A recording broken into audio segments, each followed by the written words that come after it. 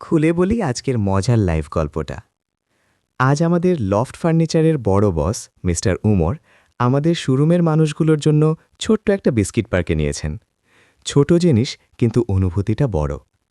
এমন মুহূর্তে বোঝা যায় মানুষকে মানুষ হিসাবে দেখা হলে কাজের জায়গাটাও আপন হয়ে যায়। আমাদের সুপারভাইজার আদিল ভাই ভেরি স্মাইলিং ম্যান।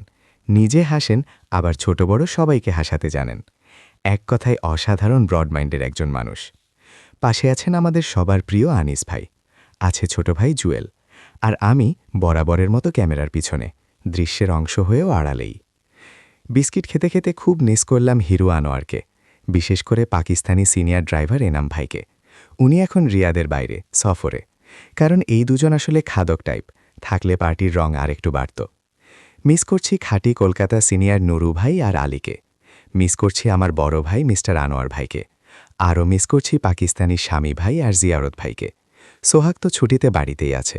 আজ ভাতিজা আজিমও আসে নাই, আলী রেজাও আসে নাই, ড্রাইভার এরশাদ ভাই নেই, আর মামা জুনায়েদ তো অনেক আগেই আমাদের ছেড়ে তাও এক্সটোরে ট্রান্সফার হয়ে গেছে। আজ সবাইকে আড়ালেই রেখেই আমাদের একলাই খেতে হলো। তবুও ভালো লাগছে, কারণ জায়গাটা, মানুষগুলো আর এই ছোট ছোট মুহূর্তগুলো মিলেই আমাদের লফটের গল্পটা তৈরি হয়।